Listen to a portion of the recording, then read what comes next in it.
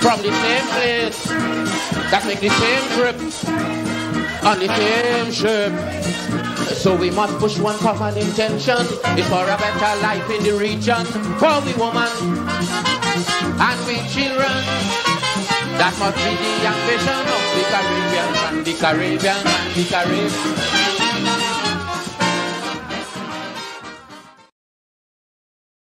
Oh, good evening and welcome to another edition of Politics 101, our Open Word podcast edition.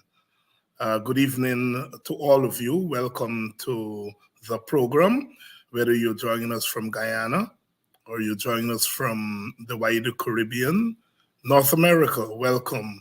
Welcome to those of you joining us from Europe, particularly those of you in France and the United Kingdom. Welcome to the program. This is our Open Word edition. We tend to look at things from the standpoint of economics on these Open Word programs. And of course, Professor Thomas has been keeping our company over the last couple of months. We would like to thank all of you who have sent in comments about the program, and we are glad that we are able to bring information, but more importantly, to clarify some of these issues for us. We continue to be of service on this program and to add to the conversation, to bring light where there is darkness. So welcome to all of you, and keep the comments coming because they help us to improve the program.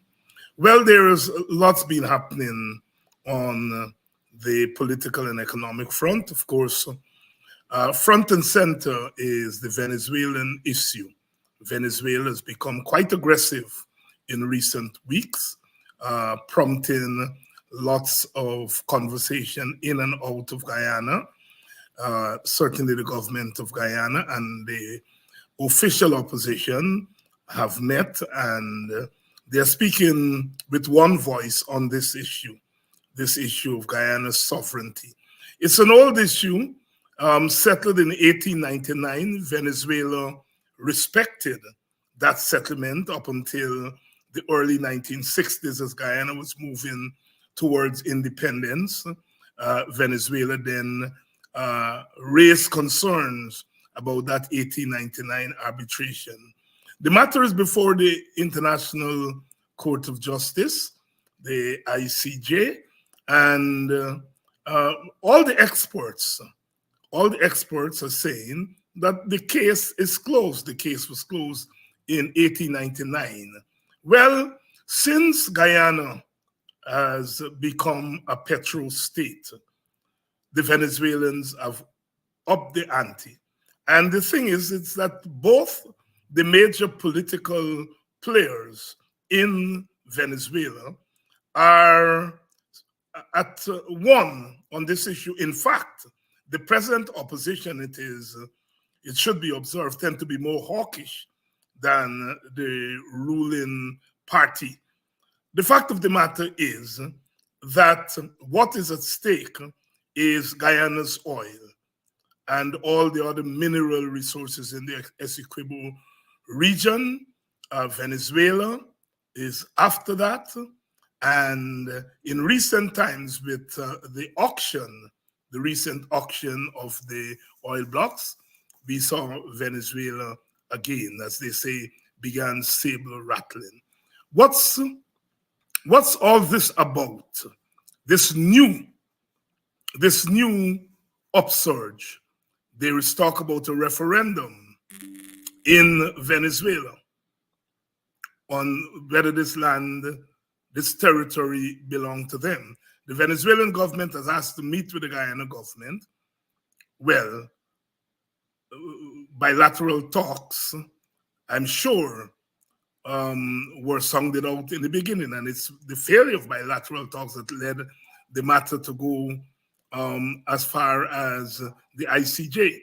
So quite correctly, the Guyana government has not acquiesced to the request of the Venezuelan government. So we're going to talk about that with Professor Thomas today, and looking at it from the economic standpoint.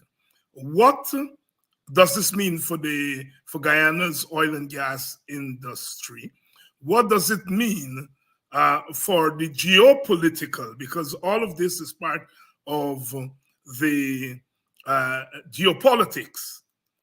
One remembers that one of the arguments or speculations made about the haste with which the previous government signed the contract with Exxon was to kind of stave off the potential incursion by the Venezuelans.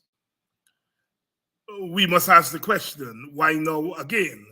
And with the Americans through Exxon, well entrenched in the oil industry, why the Venezuelans are up in the ante. We'll talk about that, and then once we have time, we'll pivot to Exxon. And Professor Thomas has asked the question whether Guyana can become a victim of Exxon's own international profile as it relates to its stance on climate change, and of course, what he calls its profile as a zombie company. Will that profile have an impact on Guyana's oil and gas industry?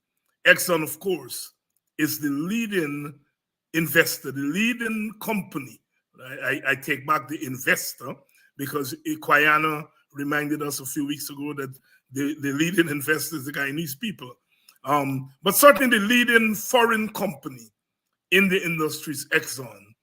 Will Exxon's problems, Exxon's negatives, its international negative profile, is that going to affect Guyana? Will Guyana have to fetch Exxon's burden?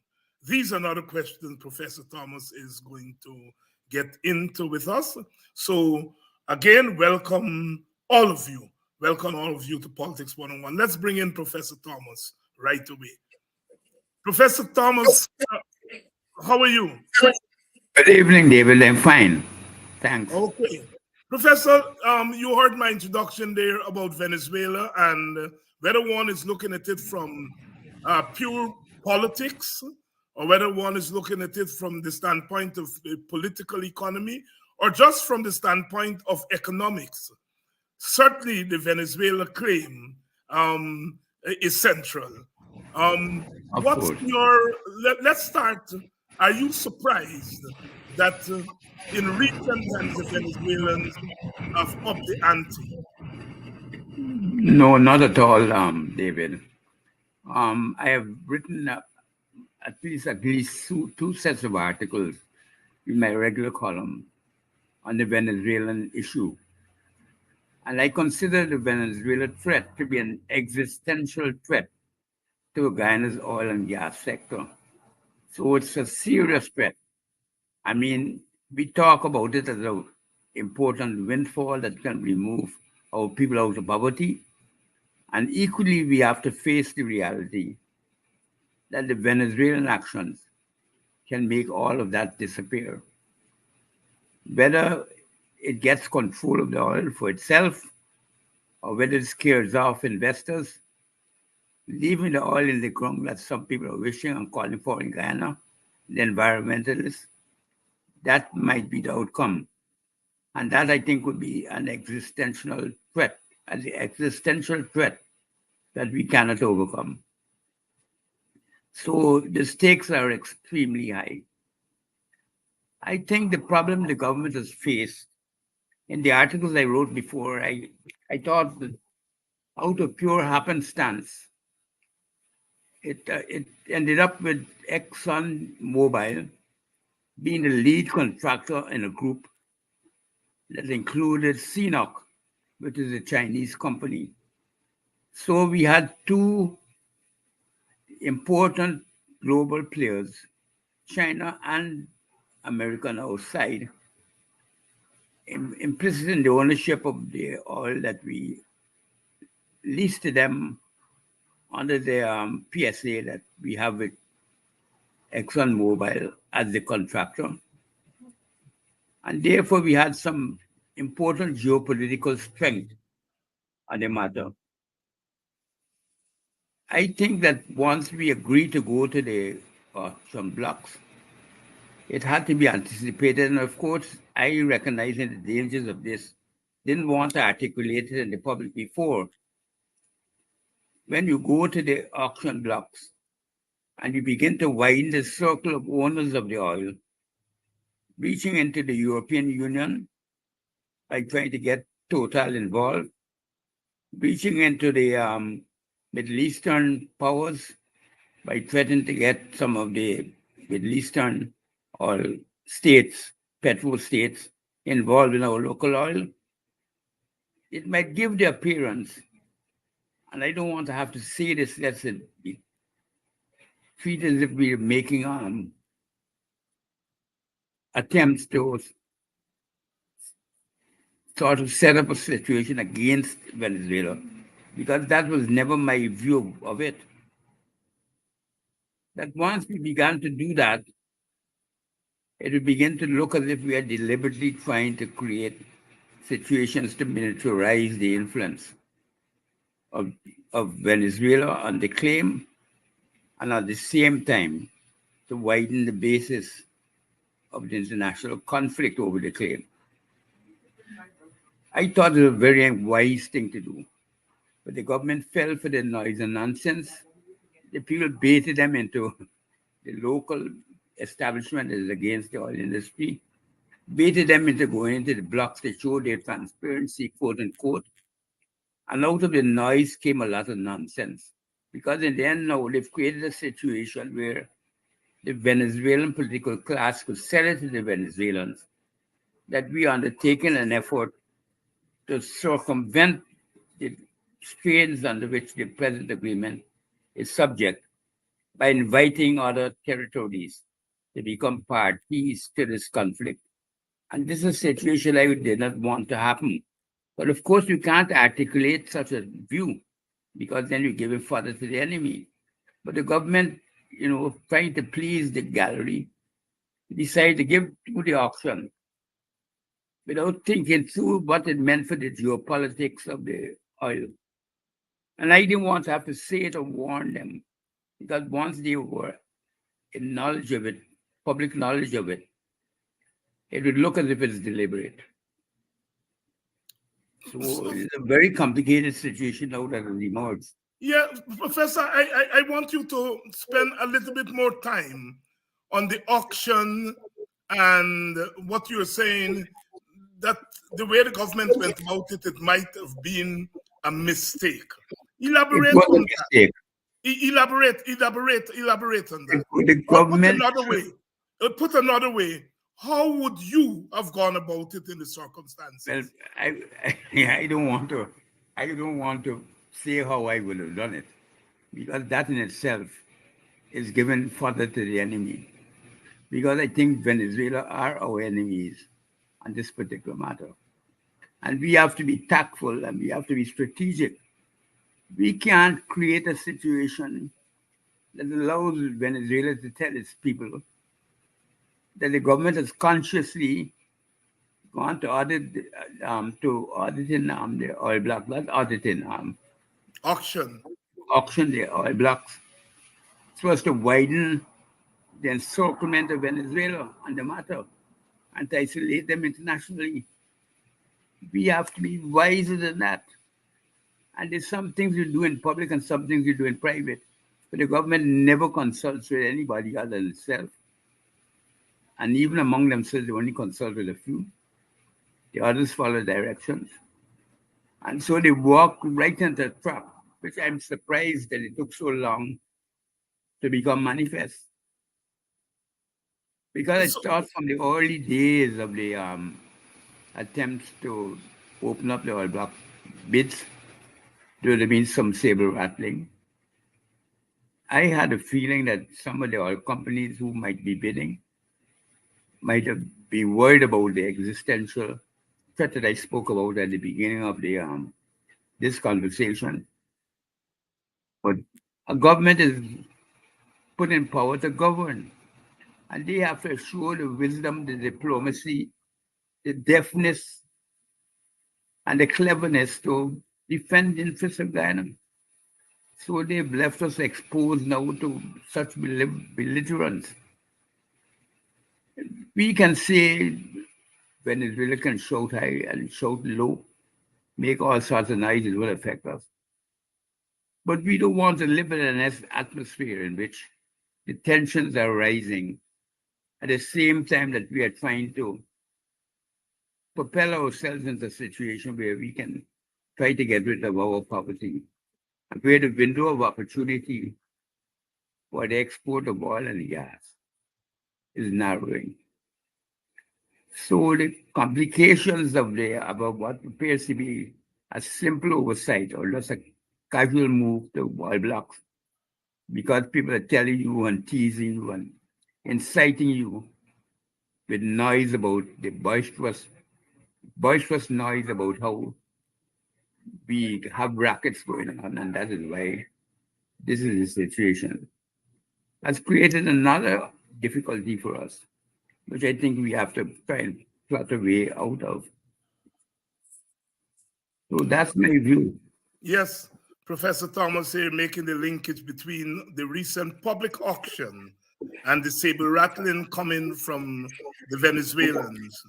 And I think this is quite an interesting perspective because it opens up the conversation wider than we think it is. We have, of course, foreign multinational corporations, and they come with their own issues, some of it which we hopefully will talk about in the second half of the program. We have the environmentalists who will come to the subject from their standpoint of protecting the environment. And then we have the challenge next door of a country that is making claim to 2/3 of our territory. And I think 3/4, David. 3/4 of our territory. And the nearest patron, yeah. And I think what I hear you saying is that that factor has not played very much into the calculations of the government as they manage the oil and gas economy. Well, I'm hoping that is accurate. Well. So, Professor Thomas, the genie is out of the bottle. If one goes by what you're saying, what now? What now? Well, I think we have a strong leg to stand on in that the arbitral award of 1899 is, I think, sound, and the argument stands. We seem to be winning on the basis of global opinion, and we have to stick to our guns. But at the same time, we have to think of the transition to that final decision by the ICJ. We don't want to create an aura of bellicosity with Venezuela, because ultimately they should be our neighbors. And to make them think that we are so cynical that we would arrange the options to try to find international allies to line up against them is something that we should not have done. We should not allow ourselves to be taken to be bandits. Professor Clive, You have to, when you have dealing with contentious issues, you have to respect the position of the people you disagree with, because that's the only way you're going to solve a problem peacefully. Our army can't stand up to the Venezuelan army, so we don't want to go into any conflict. And more importantly, they are our neighbors. We have a lot of Venezuelans living here, and that have fled here because of the electoral turmoil in Venezuela. In fact, what is ailing us is that very turmoil within Venezuela, because it's weakening the government, it's weakening the state, and it's weakening the social and military forces that they can command to do what petrostates do in this situation, make war. Because that is why we study petrostates as a unique phenomenon of the globe. Because they feel heady with power, and they feel they can solve all problems with force. They can ignore all advances that try to advise them to moderate their behavior. That's what petrostates breed, a feeling of boundless power. And to be able to tame that, you have to really take on the mantle of experience. Because experience shows what petrostates have done and what they do to each other. How they feel that they are invincible. But yet they, with all the power of oil, unless you have the other powers that go with it, both soft and military, you are not a real power bearer as you think you are. Mm-hmm. Mm-hmm. Is our government correct in not acquiescing to the request by the Venezuelans for bilateral talks? Yeah, I agree with that totally. There's nothing to talk about as far as I'm concerned. That is why I didn't want to put ourselves in a situation where it might look plausibly as if there's something to discuss. What are you intending by these auction blocks? Auction blocks to involve the European Union, to involve the Middle East in an adventure out in the Caribbean. I am quite concerned about part of your comments where you said not only would the Venezuelan saber rattling, not only could it lead to direct intervention, but that it could scare away investors. Yeah. Speak to that a little bit more for us. But that has long been their intention. Uh-huh.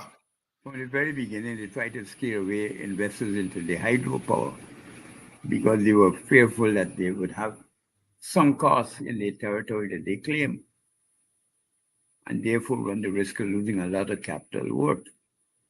So that worked very well because it held up some of the efforts to try to get hydropower here and led the government to trying to do all sorts of maneuvers involving the state itself trying to set up hydropower stations within Guyana.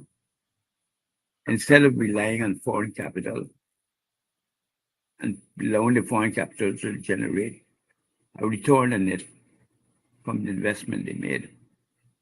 Most of they do it all. Professor, while we're talking about hydropower, there's been a spate of blackouts in Guyana in the last few weeks, and a flurry of comments on both sides of the political aisle as to what is responsible for that upsurge in power outages.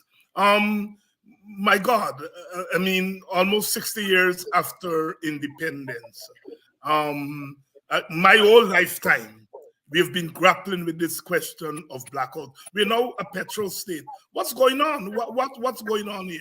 Explain to our audience what's really happening here. Well, we've underinvested in the energy sector. We're inefficient in the management of the energy sector.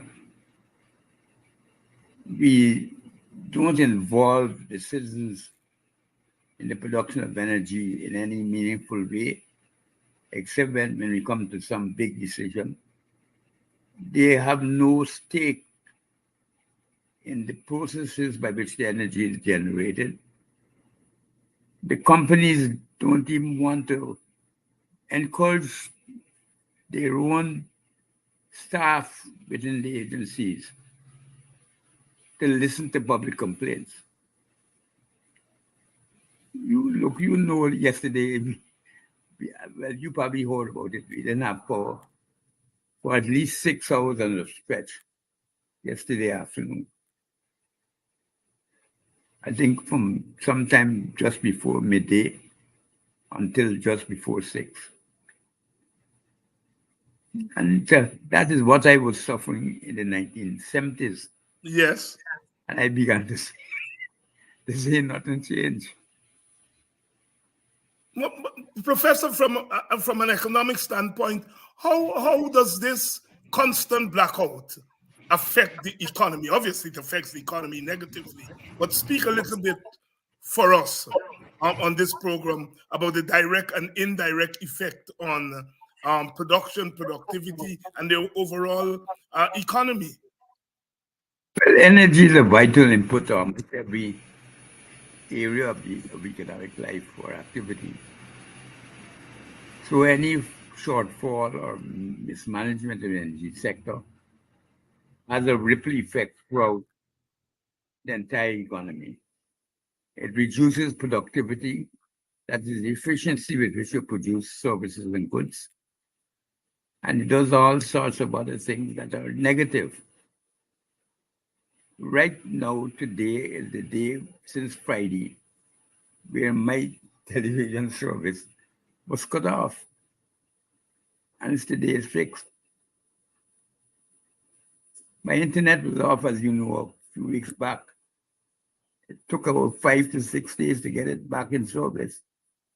Even though when I call my name, people are very helpful. Or they sound very helpful. But they are fighting against constraints too.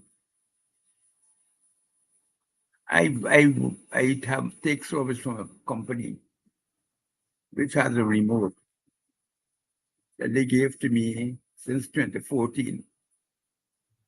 And this remote has not been working for the past year. And I can't get a replacement remote. If they say, wait, they have to come and this and that. They keep lending me some part-time thing from time to time. The family, everybody called in. Because if you had any real operational research system, OR system within the company, they would know when to order new remotes. That's something that has to happen and then you order. You know that the remote has a life of, let's say, 7 years or 5 years. You pre-order. So your customers are now faced with this. But the company don't care. If I fight hard enough, they would probably tell me they can give me a concession on the time that I don't have the remote. But the convenience I'm paying for because I need it. Yeah. Yeah. In case you're just joining us, it's our open word edition of Politics 101.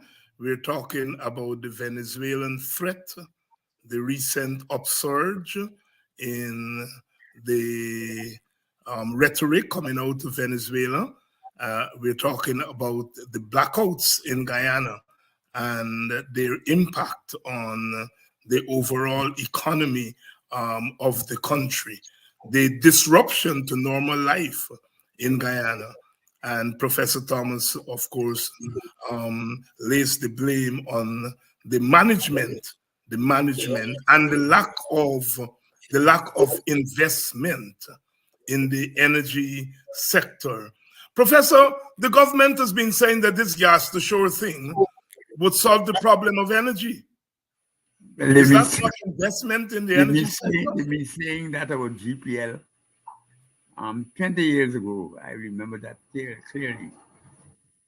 You need new investment, the IDB will give a loan, blah, blah, blah. There are always solutions around the corner. And the solutions never come. So I'm not going to sit down and wait. I want to see. Fortunately, because of those days, I still have a generator under my house. And I'm ashamed to tell people I have to resort it now and again, twice already for this week. Yes. Just to survive for the basic things we need. Yeah. Professor, before we move over to Exxon, as one of the hats you've worn during your career is that of the trade unionist. You were at one time the president of the union, the UGSA, and then UGWU later on, and you were also a member of the TUC. We have had the recent development where teachers have been trying to, the Guyana Teachers Union has been trying to get the government to negotiate pay raises. The president this week did something unprecedented, I would say. He called the teachers together and in effect, saying to the teachers, in lieu of pay raises, he's going to give them allowances. Now, does that not raise the question of flouting collective bargaining agreements which the government has signed on to? Of course it does, but of course, what you'll also find is that the teachers make a calculation of which is preferable. They're hoping the allowances won't have taxes. So they would be saving and getting more income out of it, real cash income, because they won't have to pay any taxes on it. That's what I'm hoping they're planning to do. I don't know. Yes, that's what some of the teachers have been saying. But should we not separate this whole question of allowances from negotiation for wages? Certainly we should. In any orderly trade union situation, wage payments should be made for the work contributed based on the contract for work.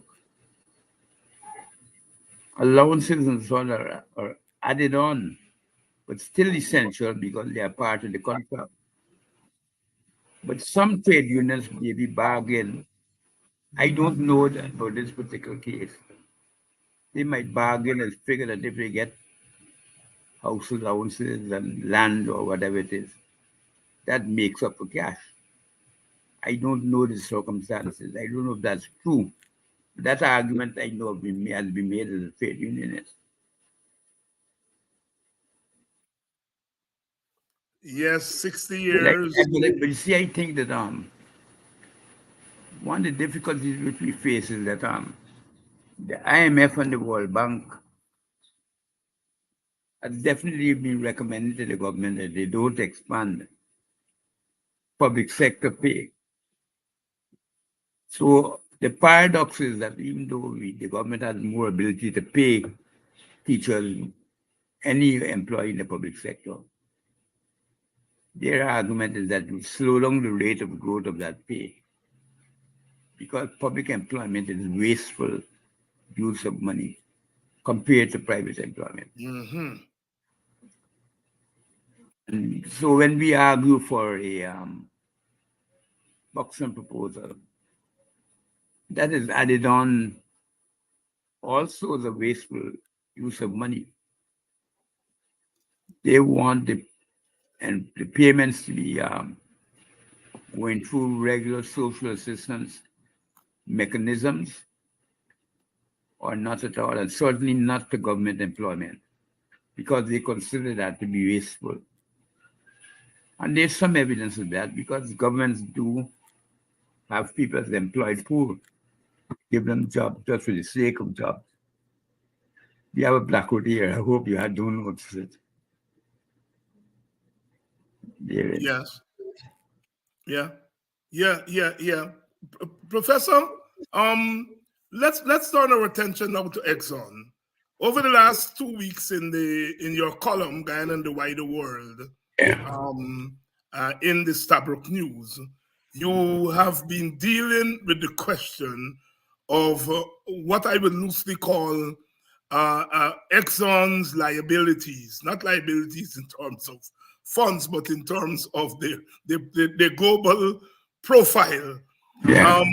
And that Guyana could become enmeshed in those negatives that ExxonMobil has brought to the fore. and you have identified ExxonMobil as a zombie company. Now, first of all, let's look at the broad question of how the liabilities of a major investor in an industry that the country in which it's investing can over time come to have to fetch the burden of that industry. Well, what happens, and if that happens, Yeah. it means that the country, which is Guyana, that we're talking about, Yes. has become such a strategic source of value to the company that it can end the zombie status. Because zombification of a company is not a terminal phase. Companies can remain zombies for decades, and they can have a turnaround. And the turnaround has been evident in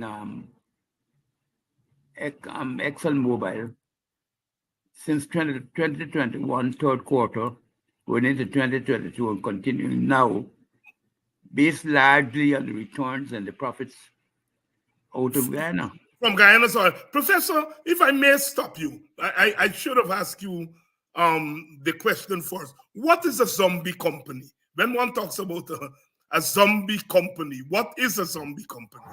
A company which really doesn't earn enough free flowing cash to generate investments of its own back into the industry, and where it's moving and surviving on debt and borrowing from banks and institutions from day to day without any hope of being able to pay back out of the organic growth of the company. So they have to keep borrowing, or they have to hope for some handout or something exceptional to happen. And since the United States government does not give handouts, they have to find a new investor that will yield such profits that the books will read that they're generating enough to support their own internal investment and growth.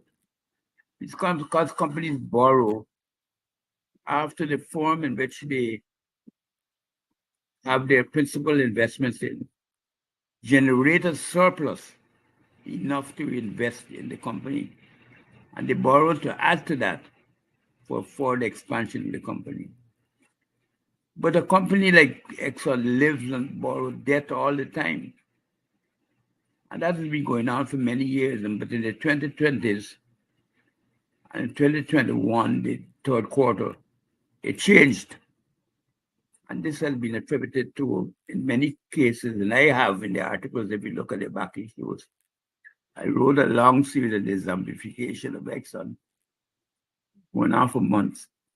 And that is the source of the survival of Exxon. Because they have to undertake that reversal based on the successful investments in Guyana. So your argument is that for a long time, Exxon has been a zombie company. In fact, if you look at any economics book or any Google zombie company, almost always the first example you get is ExxonMobil. At the time I wrote the articles in 2021, 22, ExxonMobil was the first item or company most often listed as an example of what a good zombie company is. It's a term that originated largely in Japan when they had that last decade of investments. Yeah. And the secular decline in the manufacturing sector was so serious that the companies were not able to generate enough internal funds to ensure that they could expand. They had to rely on borrowing from the banks, and they had to rely on external funding. Mm-hmm. So, if the suggestion is that Exxon is wriggling its way out of that zombie status, largely because of its investment in Guyana, the returns from its investment or prospective returns from its investment in Guyana. Does that not make Guyana strategic for Exxon? And should that not in turn strengthen the bargaining hand of the government of Guyana? It should strengthen the bargaining hand of the government of Guyana. Of that I'm sure. But the question is, you have to be able to negotiate well. Because while you saving them the zombification, they can continue in that status for a longer period of time than they have in the past. So they hold a lot of cards. It's not as if it's a simple thing. And basically, they have the technology, and we don't have it.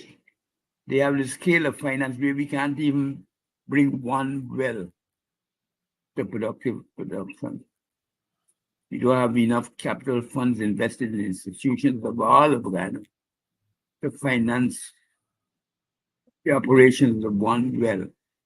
So we're in a hole where we can't help ourselves, where we also have to negotiate strategically.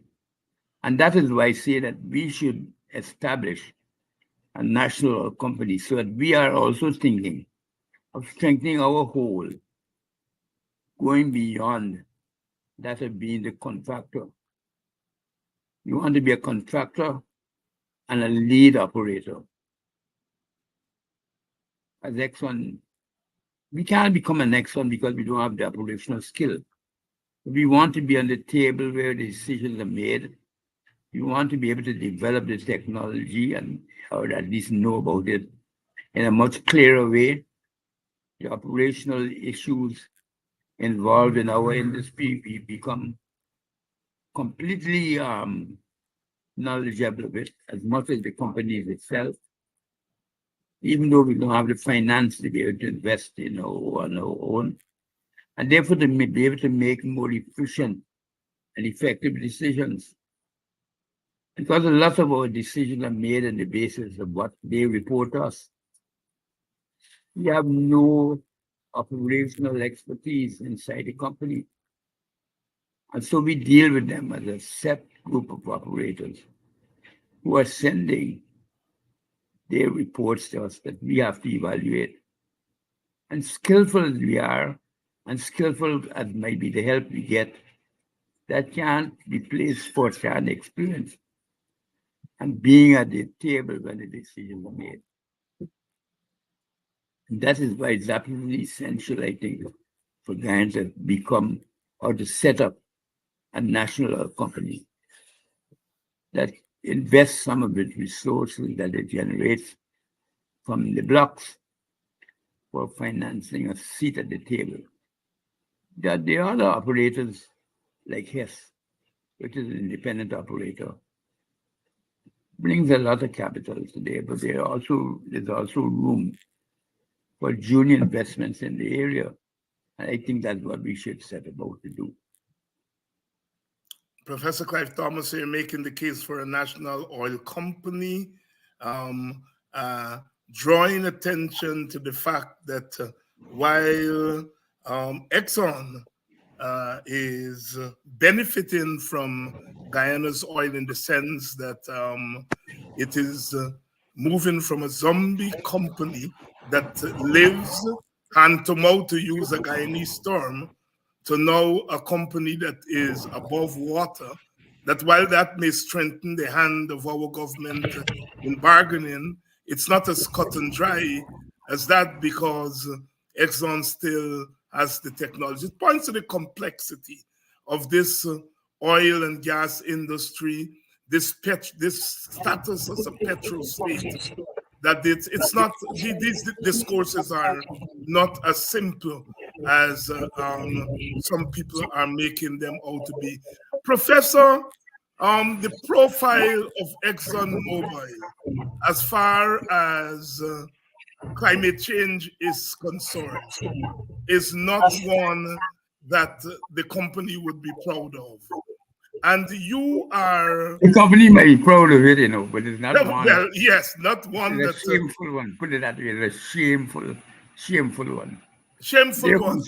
They're considered warriors against climate change. They're not against climate change, they're warriors against climate activism. They've Are lied. we... Yeah. Are They've we done at all risk in sorts of Guyana research. of Being tarnished with that reputation, be yes. tarnished with that reputation? Yes. There was a program that was produced recently by their social outreach people, which gave the impression that Guyana was supportive of what ExxonMobil was doing. And the sentiment in Guyana is not that. Sentiment in Guyana recognizes that ExxonMobil is here to make money. They're making money, and that is why they're here. They're not here out of love of Guyanese. So there's no possibility that they could be seen as anything else but an exploiting corporation. And that is the fate that we have had to live with, again, because of pure happenstance. But the circumstances that have eventuated include CNOC, which is a Chinese company, even though they have their own capitalistic orientation. They provide, I think, an opportunity for some elements of Guyanese negotiation and influence on the behavior of the whole group, the co-venturers together. They have an opportunity to do that. Plus, there is also within that group the Hess Corporation, which itself may become a rival to Exxon. They're a small player, and they think, although they're not a small player in terms of shares, but they are anxious to build their stake. So with a company of our own, we have two potential social allies to work with or to work through in dealing with Exxon. And that is why I think it's be stupid of us not to have that cooperation. That even though the Chinese will want to back, China will want to back the Chinese company, and the Americans will want to back the American company, they have two companies here. And we don't know the strength of the various voices. I mean, Exxon will be much more powerful than Hess. But Hess is a rival. Hess is a threat. Hess could be a potential disruptor. We don't know. It's up to us as skillful political class to be able to define our interests so well that we seek to see how we can play these forces off against each other. But we lump everything into Exxon. We take no consideration of the flexibility that exists for us. As a consequence, nobody ever talks about seeing them as three distinct corporations. In fact, when they give information, Hess gives the most.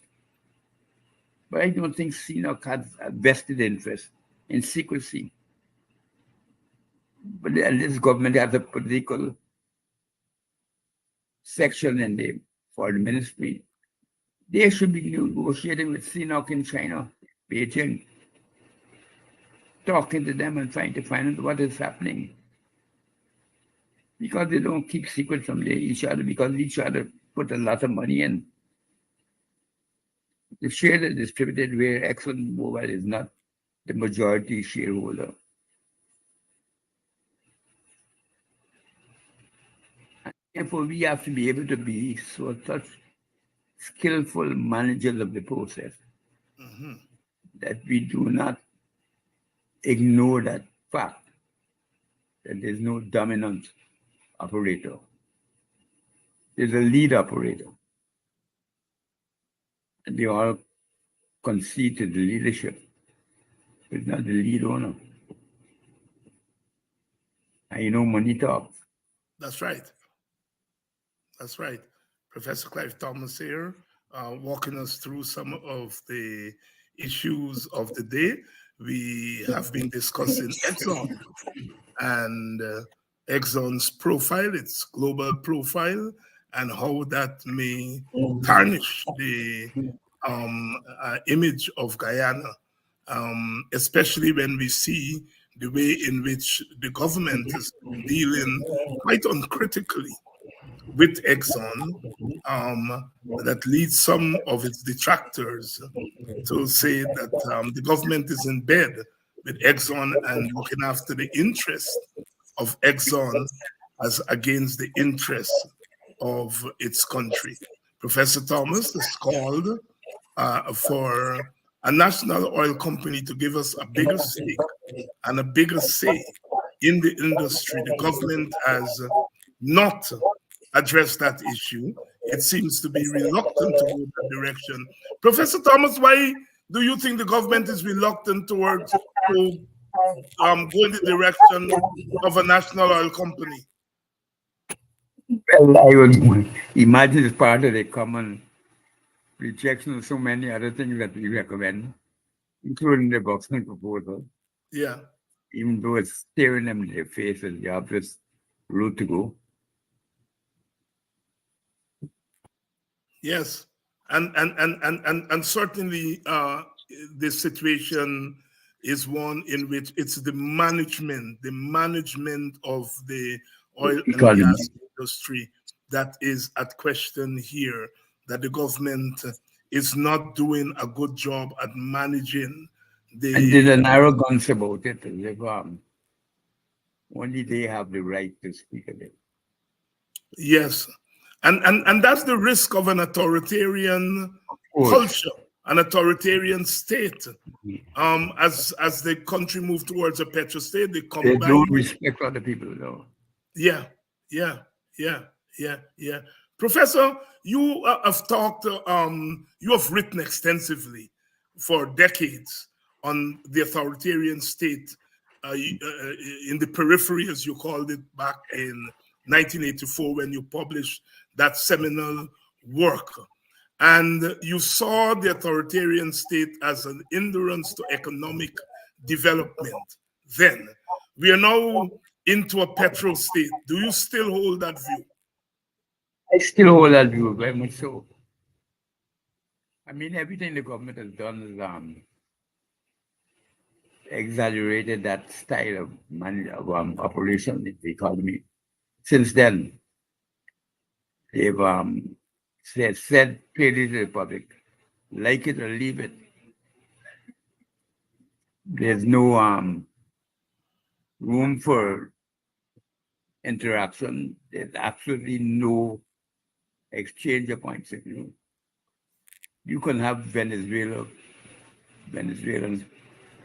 House of Assembly making those declarations, and you don't even convene a national consultation to bring your people up to date. And if they do concede an operation, a national consultation, they can want to steer it as a PVPC consultation, which means you defeat the whole purpose. You don't see the ways in which you could build a sense of national well-being, national cooperation in some of these tasks, which is absolutely essential for progress. We can't get progress unless we come to some common understanding of how we can deal with issues. And we should discuss these things to create the conditions for people being involved and sharing. But sharing and consultation has to be organized to be worthwhile as far as they're concerned.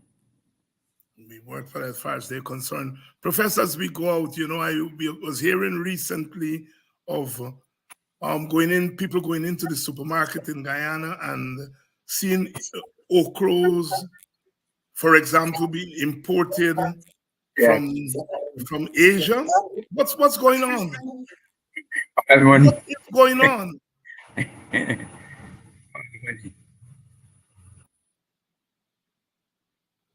Professor, you thing with us? but there's tremendous scope in Guyana for real diversification of agriculture, and also the all about it later. And even food. Those three industries have struck me. Just trying to follow the news and follow the bits that I pick up on the internet as having tremendous potential. And I think that we underestimate them to our peril. We underestimate them to our peril. Professor Clive Thomas, thank you. Thank you again for spending the time with us this week and walking us through some of the pertinent issues. And we will see you next week. Yes, David. Thank you very much, Professor Clive Thomas there. Ending on that note, my God, I hear okra is coming from where? Thailand or somewhere like that. Look, the problem of management is the big problem in Guyana. I am not saying that we should not pay attention to Exxon and these international companies and what they're doing. We have done so today. Professor Thomas talked about us, in a sense, being tarnished by the liabilities of Exxon and the fact that Exxon is making money from Guyana and pulling itself out of the zombification that it found itself in. So it is not that we are not critical of the foreign companies and their role in the country and their threat to the well-being of the country.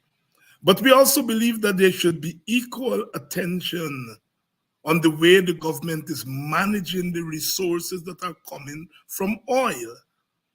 And we heard Professor Thomas here today saying that perhaps that public auction was not a good thing after all. And what it points to is that the government did not pay sufficient attention to that other important factor, that other important variable, and that is Venezuela. Venezuela is our neighbor. Venezuela has a claim to our territory. And Venezuela is in a position, not just as a lot of us has been saying, the threat of them walking over the border and invading Guyana, but the threat of chasing away investors. One way or the other, that Venezuelan threat is existential, as Professor Thomas said, and so it would have an effect, an existential effect on what is going on in the oil and gas industry, and by extension, what is going on in the wider economy. Because the big growth that we are seeing is really the growth of the oil and gas industry. And so we have a government that is not paying sufficient attention to all the factors involved. I see a lot of these youngsters jumping around as oil and gas experts. And some of them may have gone to school and study economics and have a degree or two in economics, but they have little sense of political economy, little sense of geopolitics. One of them I heard on a program, they asked him to define democracy and he couldn't. He said that's not his forte. His forte is an economist. Well, we grew up knowing our economists were all developmental economists, political economists. And so this government finds itself not being able to manage the economy, not being able to manage the oil and gas industry. And when you add to that its penchant for domination, its authoritarian instincts, then we are in really bad shape. If the government doesn't see the importation of things like okra and so on into our country as a problem and what it could do, then I don't know. The prices in the market, the prices, of course, people have been talking about that. Professor Thomas has told us it's a function of the market. But what is the government doing?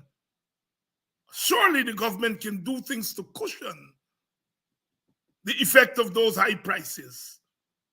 The Buxton proposal is on the table.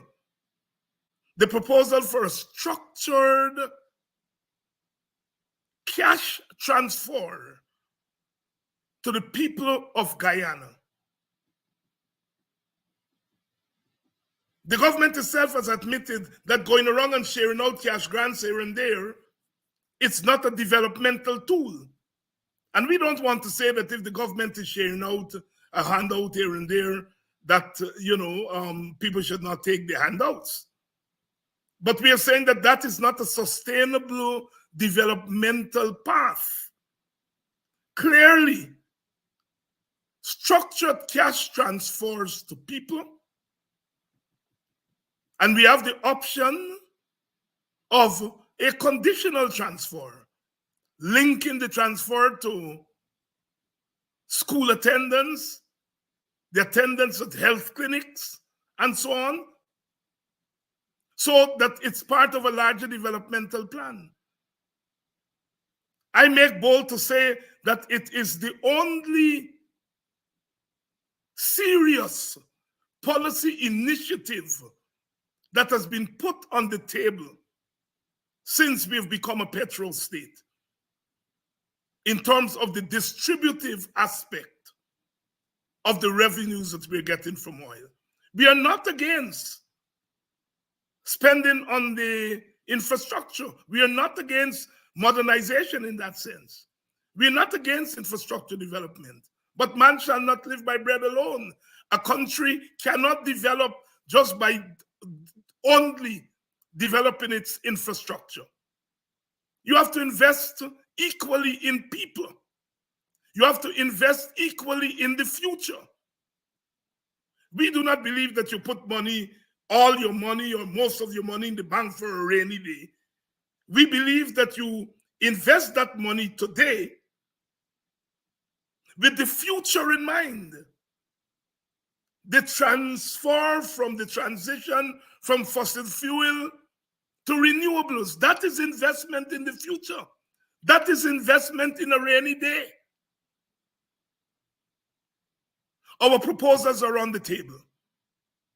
The Buxton proposal for cash transfer, investment in research and development as far as the renewables are concerned, investment in agriculture and other pivotal aspects of our traditional economy, a national oil company. These are proposals that the WPA has put on the table. And it's up to the government. But this kind of spiteful, bad-minded politics, where if your opponents put something on the table, you do not consider it because it comes from them, is certainly not leading us in the right direction. We will continue to plug away. We will continue to discuss these issues and to make them available to the government and to the people of the country. Thank you all very much for coming through another day, and I'll see you all tomorrow. One race from the same place that make the same trip on the same ship. So we must push one common intention. It's for a better life in the region for the woman.